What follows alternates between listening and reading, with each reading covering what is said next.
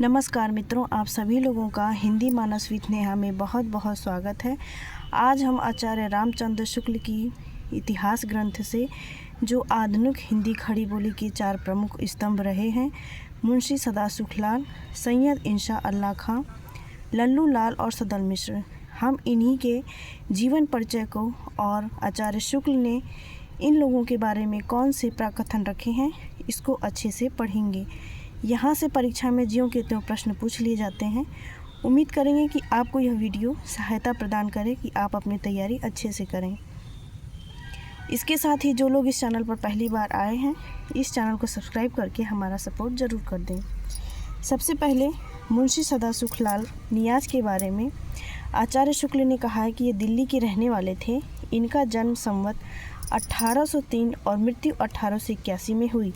संवत 1850 के लगभग ये कंपनी की अधीनता में चुनार जिला मिर्ज़ापुर में एक अच्छे पद पर थे। इन्होंने उर्दू और फ़ारसी में बहुत सी किताबें लिखी हैं और काफ़ी शायरी की है। अपनी मुंतख बुत वारीख में अपने संबंध में इन्होंने जो कुछ लिखा है, उससे पता चलता है कि 65 वर्ष की अवस्था में ये नौकरी छोड़कर प्रयाग चले गए और अपनी शेष आयु वहीं हरि भजन में बिताई। मुंतख बुत वारीख रचना को याद रखें, ये परीक्षा में पूछ लिया गया है। उक्त पुस्तक संवत 1875 में समाप्त हुई, जिसके 6 वर्ष उपरांत इनका परलोकवास हुआ। मुंशी जी ने विष्णु पुराण से कोई उपदेशात्मक प्रसंग लेकर एक पुस्तक लिखी थी, जो पूरी नहीं मिली है। कुछ दूर तक सफाई चलाने वाला गद्य जैसा योग वशिष्ठ का था, वैसा ही मुंशी जी की इस पुस्तक में दिखाई पड़ा। उसका थोड़ा सा अंश नीचे उद्धृत किया जाता है। इससे जाना गया कि संस्कार का भी प्रमाण नहीं, आरोपित उपाधि है। जो क्रिया उत्तम हुई तो 100 वर्ष में चंडाल से ब्राह्मण हुए, और जो क्रिया भ्रष्ट हुई तो वह तुरंत ही ब्राह्मण से चंडाल होता है। यद्यपि ऐसे विचार से हमें लोग नास्तिक कहेंगे, हमें इस बात का डर नहीं। जो बात सत्य होए उसे कहना चाहिए, कोई बुरा माने कि भला माने। विद्या इस हेतु पढ़ते हैं कि तात्पर्य इसका जो सत्ववृत्ति है वह प्राप्त हो और उससे निज स्वरूपों में लुए हुजिए। इस हेतु नहीं पढ़ते हैं कि चतुराई की बातें कहने, लोगों को बहकाइए और फुसलाइए और सत्य छिपाइए। व्यभिचार कीजिए और सुरापान कीजिए और धन द्रव्य इकठौर कीजिए और मन को कि तमोवृत्ति से भर रहा है निर्मल न कीजिए।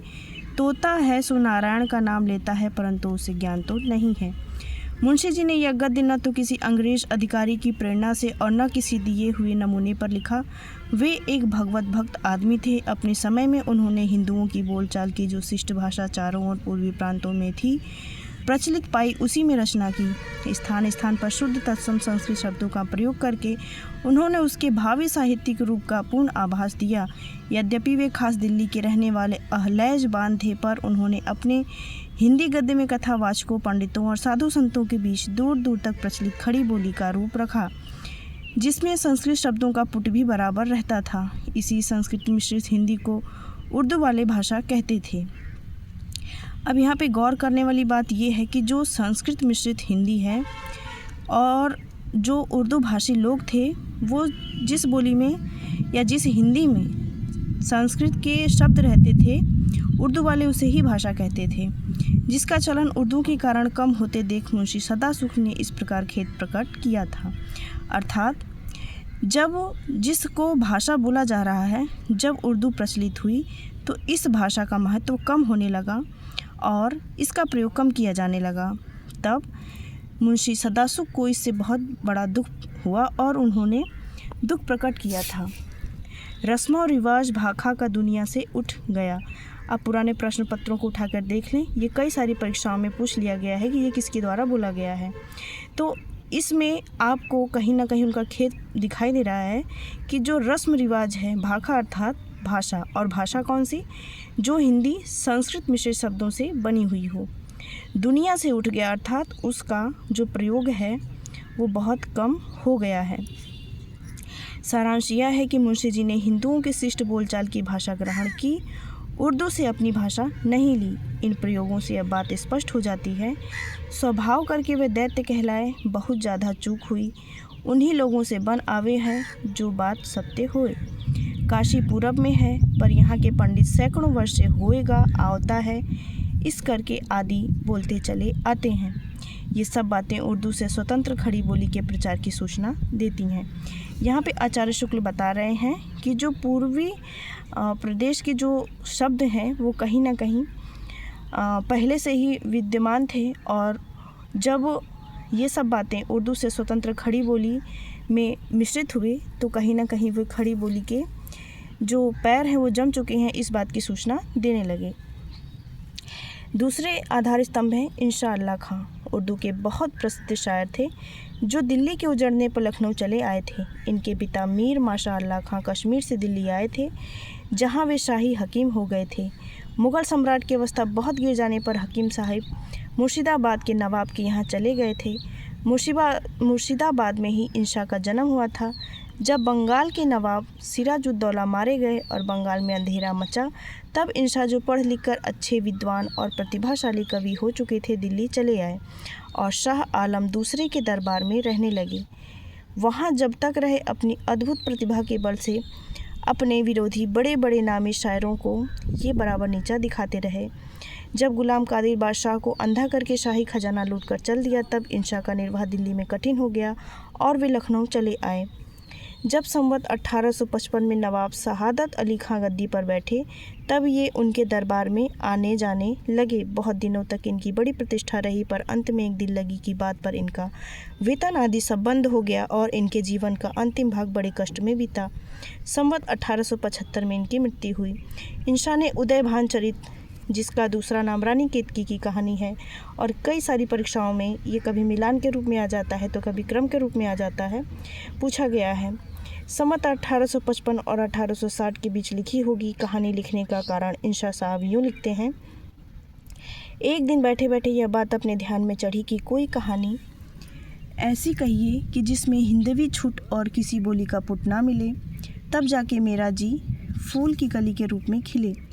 बाहर की बोली और गंवारी कुछ उसके बीच में ना हो। अपने मिलने वालों में से एक कोई बड़े बड़े पढ़े लिखे पुराने दुराने ढांग बूढ़ घाग या खटराग लाए और लगे कहने यह बात होते दिखाई नहीं देती। हिंदवीपन भी ना निकले और भाखापन भी ना हो, बस जैसा मल लोग अच्छों से अच्छे आपस में बोलते चालते हैं, ज्यों का त्यों वही सब डौल रहे और छाँव किसी की ना हो, यह नहीं होने का। इससे स्पष्ट है कि इंशा का उद्देश्य ठेठ हिंदी लिखने का था, जिसमें हिंदी को छोड़कर और किसी बोली का पुट ना रहे। उद्धृत अंश में भाखापन शब्द ध्यान देने योग्य है। मुसलमान लोग भाषा शब्द का व्यवहार साहित्यिक हिंदी भाषा के लिए करते थे, जिसमें आवश्यकता अनुसार, माफ़ कीजिएगा मुझसे कोई त्रुटि हो गई है। सबसे पहले तो मैं आप लोगों को बता दूं कि मैं PDF बना के पढ़ाने में असमर्थ हूं, क्योंकि मेरी कुछ अपनी निजी समस्याएं हैं। तो आपसे उम्मीद करते हैं कि आप लोग मेरा सहयोग करेंगे और अच्छे से पढ़ेंगे। तो हम लोग कहाँ थे? इससे स्पष्ट है कि इंशा का उद्देश्य ठेठ हिंदी लिखने का था, जिसमें हिंदी को छोड़कर और किसी बोली का पुट ना रहे। उद्धृत अंश में भाखापन शब्द ध्यान देने योग्य है। मुसलमान लोग भाषा शब्द का व्यवहार साहित्यिक हिंदी भाषा के लिए करते थे, जिसमें आवश्यकता अनुसार संस्कृत के शब्द आते थे, चाहे वह ब्रज भाषा हो चाहे खड़ी बोली।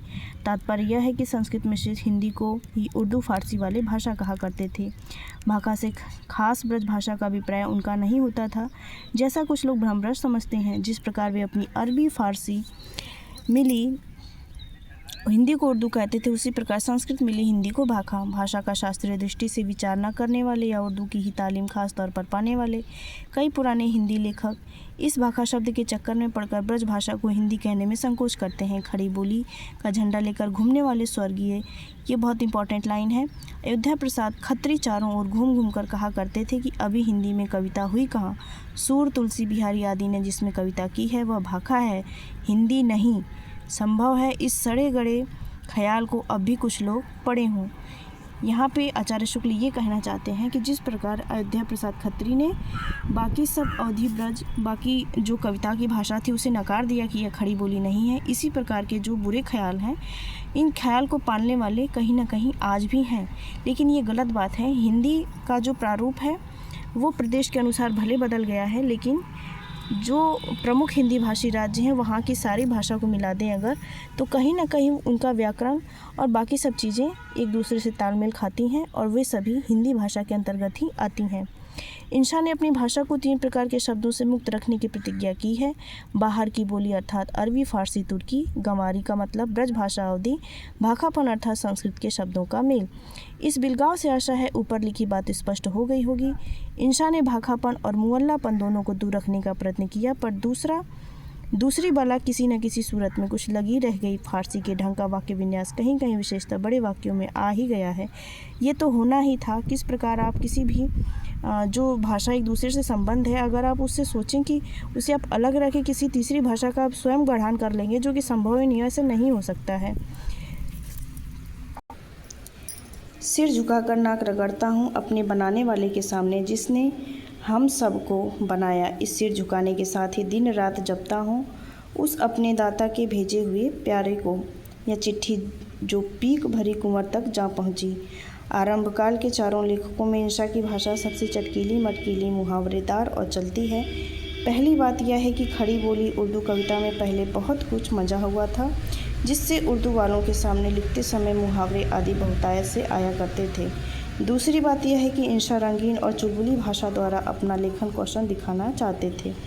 मुंशी सदा सुखलाल भी दिल्ली खास के थे और उर्दू साहित्य का भी अभ्यास पूरा रखते थे, पर वे धर्म भाव से जानबूझकर अपनी भाषा गंभीर और संयत रखना चाहते थे। सानुप्रास विराम भी इंशा के गद्य में बहुत स्थलों पर मिलते हैं, जैसे जब दोनों महाराजों में लड़ाई होने लगी, रानी केत की सावन भादों के रूप में रोने लगी और दोनों के जी में यह आ गई, यह कैसी चाहत है जिनमें लहू बरसने लगा और अच्छी बातों को जी तरसने लगा। इंशा के समय तक वर्तमान कृदंत या विशेषण और विशेष के बीच का समान अधिकरण कुछ बना हुआ था, जो उनके गद्य में जगह जगह पाया जाता है, जैसे आतियाँ जातियाँ जो सांसें हैं उसके बिना ध्यान या सब फांसे हैं, घरवालियाँ जो किसी डौल से बहलातियाँ हैं।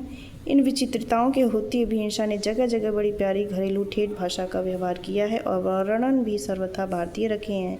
इनकी चलती चटपटी भाषा का नमूना देखिए। इस बात पर पानी डाल दो, नहीं तो पछताओगी और अपना किया पाओगी। मुझसे कुछ ना हो सकेगा, तुम्हारी जो कुछ अच्छी बातें होती तो मेरे मुंह से जीते जी ना निकलती, पर यह बात मेरे पेट में नहीं पच सकती। तुम अभी अल्हड़ हो, तुमने अभी कुछ देखा नहीं। जो ऐसी बात पर सचमुच ढलाओ देखूंगी तो तुम्हारे बाप से कहकर वे बबूत, जो मुआ निगोड़ा भूत मुछंदर का पूत अवधूत दे गया है, हाथ मुकरवा कर छिनवा लूँगी। तो इस प्रकार हमने आधुनिक गद्य के 2 स्तंभ को देख लिया है और अगली वीडियो में हम लल्लू लाल जी को देखेंगे। तब तक बने रहें इस चैनल पर। मिलते हैं अगले वीडियो में।